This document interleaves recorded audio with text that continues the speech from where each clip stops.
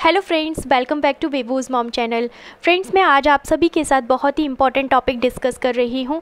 Friends, C section में जो टाँके आते हैं उनका रखरखाव कैसे किया जाए, किन बातों का हमें ध्यान रखना चाहिए, आज मैं अपने वीडियो में बताऊँगी। फ्रेंड्स, जो स्टिचेस आते हैं, जो घाव आता है उसको भरने में टाइम लगता है, अबाउट 1 मंथ लग जाता है। इसीलिए हमें इसका ध्यान रखना बहुत ज़्यादा ज़रूरी है कि आपके टाँके गल ना जाएँ, कहीं इन्फेक्शन ना हो जाए। तो हमें इनिशियल डेज़ में ध्यान रखना बहुत ही ज़्यादा इम्पॉर्टेंट होता है।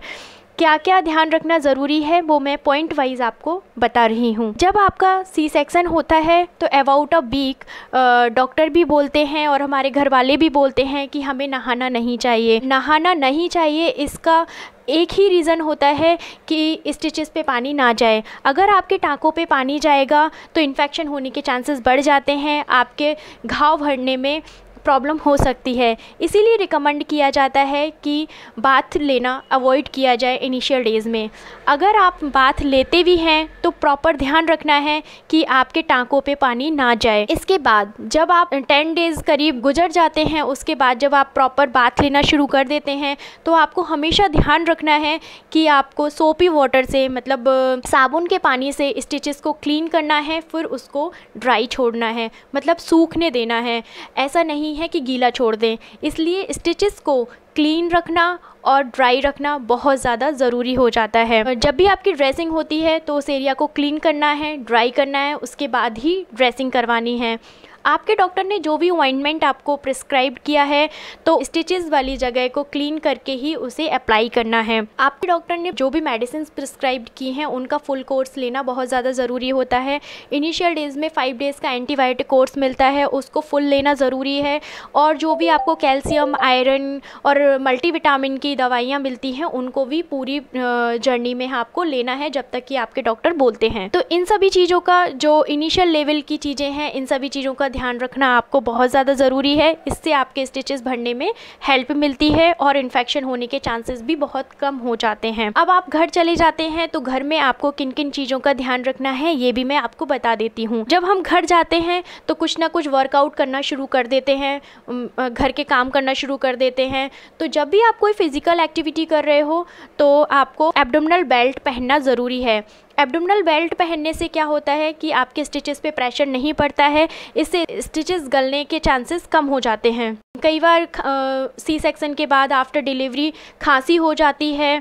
तो खांसी अगर आपको हो रही है तो आपको ट्राई करना है कि अपने स्टमक पे पहले पिलो रख लें, जिससे कि आपके जब आप खांस रहे हैं या फिर ज़ोर से हंस रहे हैं तो आपके स्टिचेस पे जोर ना पड़े। और आपको ध्यान रखना है सी सेक्शन के बाद 6 महीने तक आपको कोई भी हैवी वेट नहीं उठाना है, लाइक पानी से भरी हुई बाल्टी नहीं उठानी है, कोई भी भारी सामान आपको लिफ्ट अप नहीं करना है।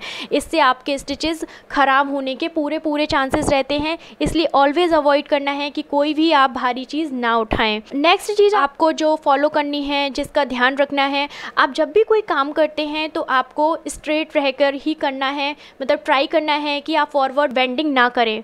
फॉरवर्ड बेंडिंग हमेशा अवॉइड करनी है, मतलब आगे की तरफ नहीं झुकना है।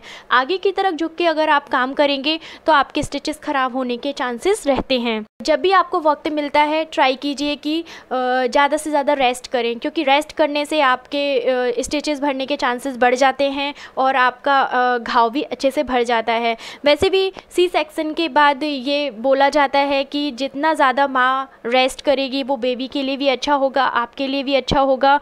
आपकी बॉडी बहुत ज़्यादा कमज़ोर हो जाती है, टाँके लगे होते हैं वो बहुत कमज़ोर होते हैं, तो जितना ज़्यादा आप रेस्ट करेंगे उतना ज़्यादा आपके और आपके बेबी के लिए अच्छा होगा। तो फ्रेंड्स, इन सभी चीज़ों का ध्यान रखना हमारे लिए बहुत ज़्यादा इम्पॉर्टेंट हो जाता है। मेरा भी बेबी सी सेक्शन के थ्रू हुआ है। इनिशियल डेज़ में ही मेरे हस्बैंड और सर्जन हैं, तो उन्होंने शुरू में ही मुझे बोल दिया था कि इन चीज़ों का ध्यान रखना बहुत ज़्यादा इम्पॉर्टेंट है।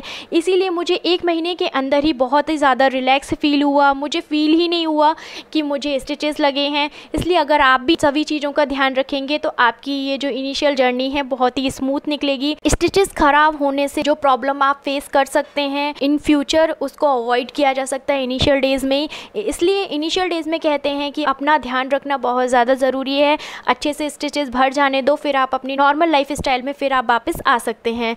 तो फ्रेंड्स ये सारी चीज़ें प्लीज़ फॉलो करना। अगर आपका सी सेक्शन होने वाला है या फिर हो चुका है तो इन सभी चीज़ों को आप अगर फॉलो करेंगे तो आपका ऑपरेशन ख़राब नहीं होगा, आपके स्टिचेस ख़राब नहीं होंगे। Thank you so much for watching this video. I think ये सारी इन्फॉर्मेशन आप सभी के लिए बहुत ही वर्थ इट होगी। अगर आपको मेरी इन्फॉर्मेशन वर्थ इट लगी, आपको मेरा वीडियो पसंद आया तो प्लीज़ सब्सक्राइब माई चैनल वेबूज़ मॉम, और मेरे टिकटॉक अकाउंट पे भी मुझे फॉलो कीजिए विद द नेम ऑफ टोना Ravi 2, and please follow me on Instagram too. Thank you so much for watching this video.